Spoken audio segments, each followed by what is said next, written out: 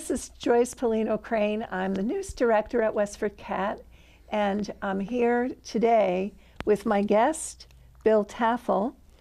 Welcome, Bill. Thank you. Bill has you've just recently filed a citizens petition for the March 23rd annual town meeting. All right. And it's about Drew Gardens, which is the hot, polarizing topic in town these days. Drew Gardens is a 9-acre plot of land with 3 agricultural preservation restrictions on it. And the developer, Ebi Masaladon, would like to amend the APR number 3 so that he can build a farm-to-table restaurant on the land. You, Bill, want to make sure that whatever the town does regarding its interests in that property that the town follows a systematic approach and has an open process. And you want to make sure that the town gets full market value of whatever it gives up to the developer. Right. So you want to make a statement. Right. As Joyce just mentioned, this last night was dubbed Article 17. So I'll be talking about Article 17 today. And the purpose of this article now is not really to argue or whether or not a restaurant should be built on the Drew Gardens site. The purpose really is to make sure that whatever the town decides to do regarding its interests in that property, that it has a systematic open process and that it gets the full market value of what it's giving up. I really want to make sure that Westford citizens are fully aware of the value of what they currently own and don't cheat themselves by giving it away for less than it's worth. By way of background, a short background, in 1997, the town paid $525,000 to purchase 3 things: the right of first refusal, the development rights, and the imposition of the 3 agricultural preservation restrictions on the parcel at 6668 Boston Road, the former Drew Farms. The purpose of the APRs, as spelled out in the document itself, was, quote, to perpetually protect and preserve agricultural land. I'm going to be talking about these 3 rights that the town bought as the town's interest in the land, which is a phrase taken out of Massachusetts law. It may be a little foreign, but when I say interest in land, that's what I mean. The right of first refusal, the development rights, and the APRs. Now, recently, the town has been asked repeatedly to release the development rights and to relax one of the APRs to allow a commercial restaurant to be built on the land. So the question is, what's the value of the interest in the land that Westford would sacrifice if it were to agree to that proposal? The property's value in 2016, when it was purchased by the current owner, at agricultural value was $650,000 for the 9-acre parcel. With the restrictions relaxed and with an option to build a restaurant on the site, it would be worth much more, probably in the millions. The value of the town's interest in the land is the difference between the market value of a restaurant site, which it would become, and a piece of agricultural land, which is what it is now. And there are several ways to estimate that value. Since we've never had a professional appraisal done, we don't really know the true value. But we do know that it's a lot. It would be in the millions. If you look at comparable properties, commercial properties anywhere nearby, primarily on Route 110, which is where they're supposed to be.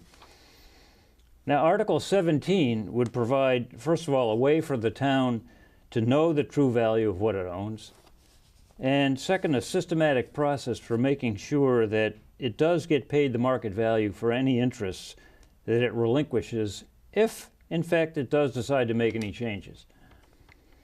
The laws which are referred to in this article are 2 Massachusetts laws that help to achieve these goals. The first one, which is Massachusetts Law 184, Section 32, is the law that applies to APRs, and it identifies them as interest in land which have value of their own.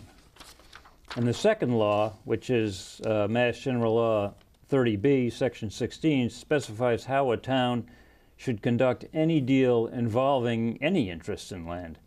And specifically, it requires a town to obtain a professional appraisal of its interests, to solicit competitive bids from potential buyers of the interests, to open the bids publicly, and if it decides to choose a bid at less than the appraised value, to publish a statement explaining why. It's a clear, well-defined procedure and applies to any transaction involving a town's interest in real estate, whether that be the real estate itself or some other form like agricultural preservation restrictions or rights of way or what have you with regard to a property.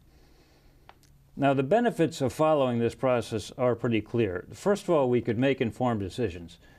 Right now, we don't really know the market value of those interests. With an appraisal, we would know what that number is, and we'd know whether any bids to relax the restrictions offered us adequate compensation. If we did decide to go ahead, the process would be open, above board, and free from any sense of impropriety or backroom dealings. So in conclusion, Westford owns interests which are of considerable value in the Drew property, although it doesn't own the property itself. With this article approved, Article 17, we could make sure that we don't trade off those interests for less than they're worth. And in my view, to do any less than this would be financial negligence on behalf of the town. So that's a summary of what the article is intended to accomplish. And I'd be happy to discuss any aspect with you. Well, you know, the thing that I still need a little more understanding about what you're trying to do.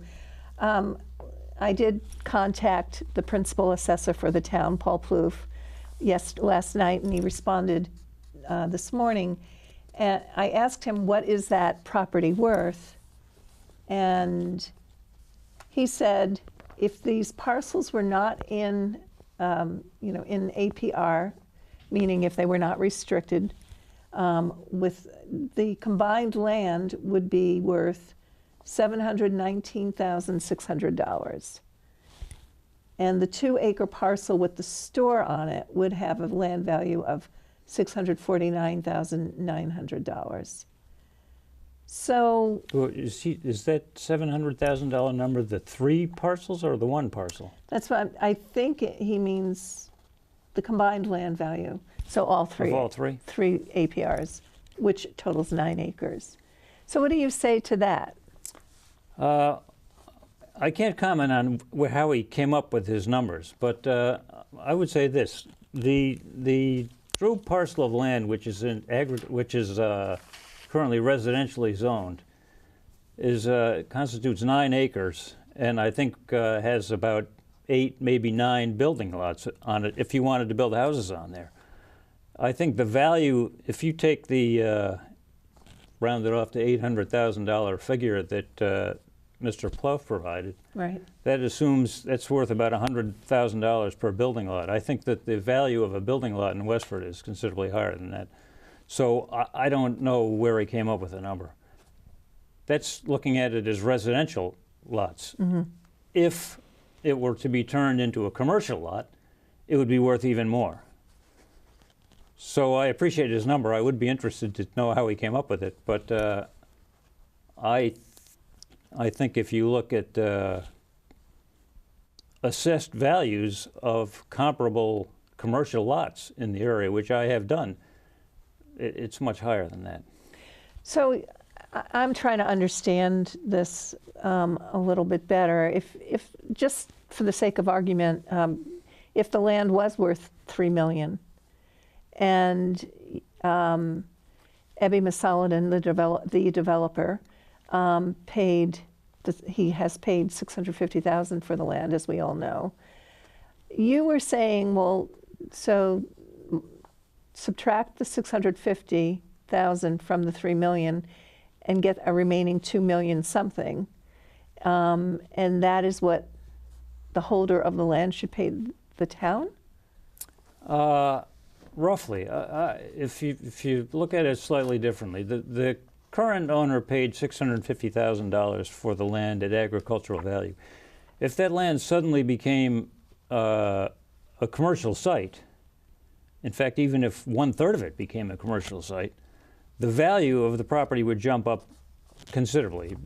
You mentioned 3 million. We used the 3 million as an example. We don't really know what the number is, but it would be a big number. And so the town has control over whether or not it can become a commercial site. So the town holds the key to unlocking that value. And there's really no reason to just hand it over. Really, the town, if the town's going to make a transaction like that, it should get paid the value of that difference. Well, I don't know if it's clear yet whether the town is the only governing body that can change or amend the APR, the restriction. I know that there was in 2016 I'm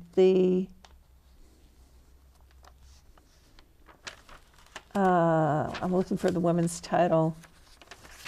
Yes. So a spokesman for the State Department of Agricultural Resources, Katie Gronendijk, confirmed that, I'm just going to read from one of my articles back in 2016. To the best of our knowledge, she said, the only amendments to APRs that have occurred in the past have been corrections to property descriptions. So it's really very gray and very fuzzy as to whether an APR can be amended at all anyway. And what is the difference between amending an APR and releasing the APR? Well, I certainly have opinions on that topic. I think it's a subject of a lot of discussion. And it really, I would say that's more is the focus of Article 16, which is the article which proposes to make the amendment, than it is the focus of this article of mine. So let's just explain that Article 16. Yeah, oh yeah. Seeks. Okay, so Article 16 is, if anyone attended previous town meetings, it's sort of the same thing coming back. It's a proposal to change one of the agricultural preservation restrictions to allow a restaurant to be built on 1/3 of the property. And that article was filed by Tom Barry and Bill Nussbaum, Right. who are both residents in Westford. And the request is to amend the articles so that Abby Masaladin, the developer, can build a 14,000 square foot restaurant, farm to table restaurant on that particular APR number 3. That's how I read it. I don't really know the background of how it came to be, but that's what it Well, looks like. just to put on record that we did invite Tom Barry here to have a discussion with you, and he declined. So I'll try to be his voice for him. Okay. So is there a question I should answer? Well, so we were talking about the, APRs. There has never been an APR that's been restricted or that has been amended in the history of the state. I think that's true. I think it's true actually in the history of the country. But again, that isn't really the focus of this article. This article looks at the situation of, let's say, for whatever reason, somehow the town finds itself in a position of needing to or wanting to go down this path. Not saying that I would recommend that, because I don't, but it could happen for one reason or another that we don't anticipate. And going down the path of changing the APR and Mm-hmm. allowing a restaurant to be built there, or allowing the opportunity for a restaurant to be built there. And if we're going to go down that path, then I think we need to have a pretty clear process in place and a pretty clear understanding of what the value to the town is of letting go of those restrictions that we currently hold on the site, because they are worth a lot of money to somebody who wants to build a restaurant there. Not necessarily to this somebody. You may not think it's worth it, but someone may come along who would. So, do you think voters at town meeting will understand what you're saying? I think it's very difficult for most people really to grasp the idea that these nebulous rights that the town has to this land actually have some value. I think if the town owned the property, then it would be perfectly clear, you know, that we should get paid for it. The town doesn't own the property, but it owns these rights over the property which constrain the value. And so by relinquishing those rights, the value increases. And therefore, in order to relinquish them, the town should get compensated for that increase.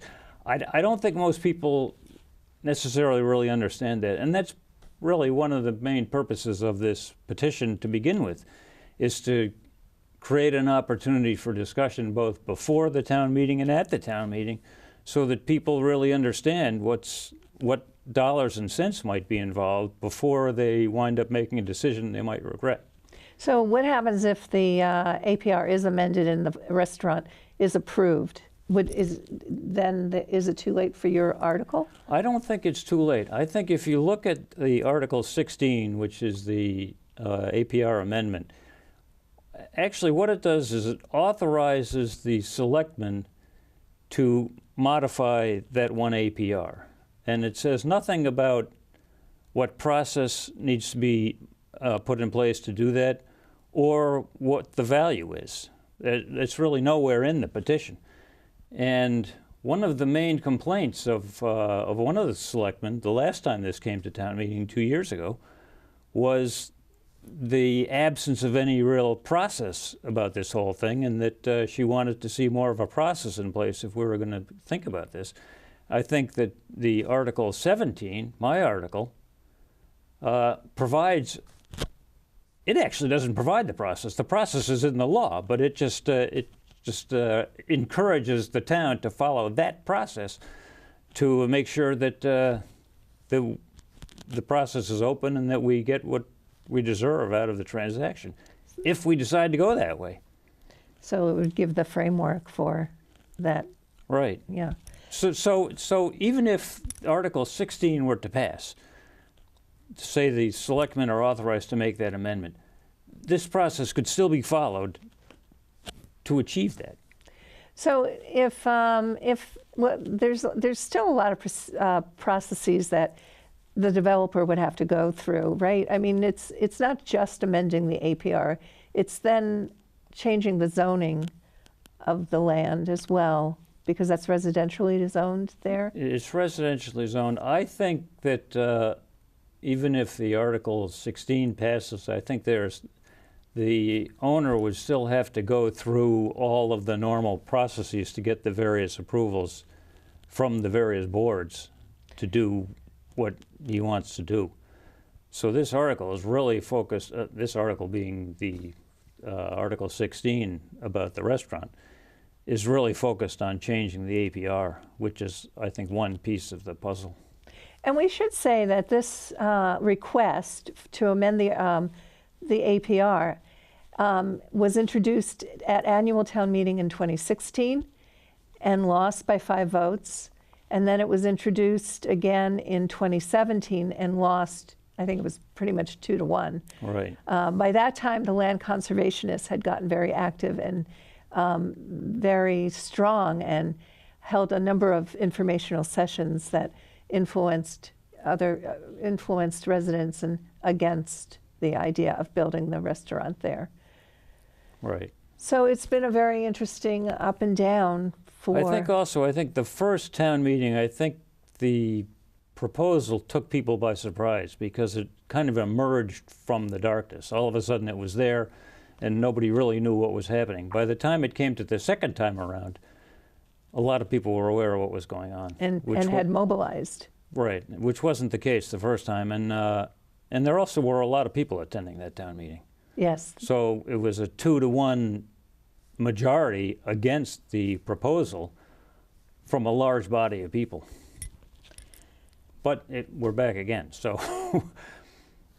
Can you talk a little more about the 2 laws, the Mass General laws that you mentioned? Sure. The first one, 184, is the law that really that empowers APRs to begin with. And it describes the process for creating APRs and criteria for them and how to administer them.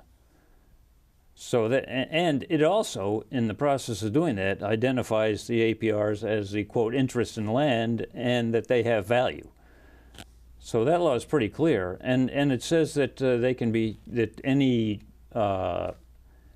acquisition of APRs can be handled in the same way as other real estate transactions, which is where the second law comes in, which is 30B, which is the law that governs how municipalities should handle transactions of real estate or interests in real estate. So they kind of go hand in hand because this situation involves the APRs and real estate. It involves those two laws, but this case fits pretty squarely into the purview of both of those laws, in that it's covered by the APR law and it's also covered by the real estate transaction law. So if a restaurant gets built on the land and it's a successful restaurant, and it turns, so that we've now created a situation where the developer has turned a $650,000 investment into something much more, much richer, much more valuable. What happens if he then decides to sell and move on? Well, let me give you two parts to the answer. The first is, even before he builds any restaurant, if the site is turned into a commercial site, right away the value increases. So one could conceive of a situation where the value of the lot was increased by taking the restrictions off, and the owner didn't build any restaurant, but just sold it and benefited from that increase in value. Or he could, as the plan seems to be, build the restaurant, and then at some time later, if he wants to sell it for whatever reason, it's not entirely clear what would happen. The previous proposal, which was defeated 2-1 at the 2016. 2017 meeting. No, 2016. That was the first one. Yeah.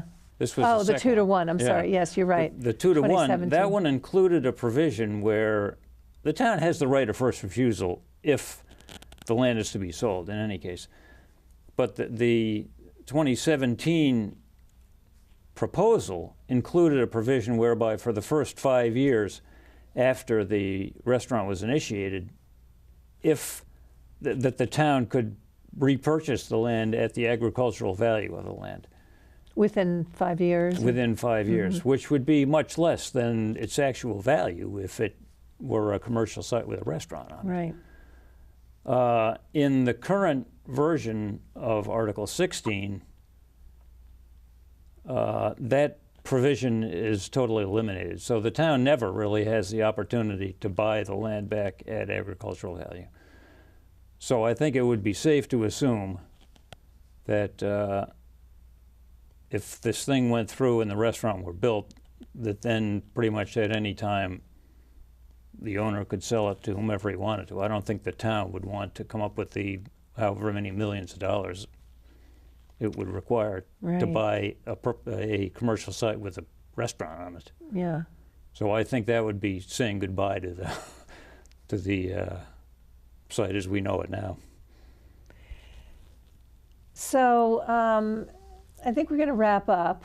Is there anything else you'd like to share? Yeah, the only thing that I really want to add is, again, I try and always make a distinction between the issue of the, say, Article 16 and the restaurant, and do you agree with it, and is it, can you make that kind of modification?